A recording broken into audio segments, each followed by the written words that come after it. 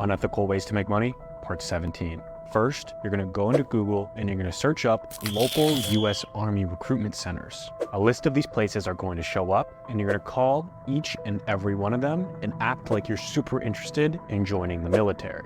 Now, these recruiters are going to get on the phone with you and try and convince you to join the military. You're just going to tell them that maybe now is not the right time. What's going to happen is they're going to keep following up with you for a couple of months. And then at around the 5 to 6 month mark, you'll tell them that you'll join if the sign-on bonus is good. But no, before you scroll off this video, this whole method isn't just to get a crazy sign-on bonus and pocket the money. No, it's much deeper than that. Since you've been edging these Army recruiters for the past 5 months, they'll probably give you a $50,000 sign-on bonus. But you're gonna put that money to the side because now this is where the real money comes in.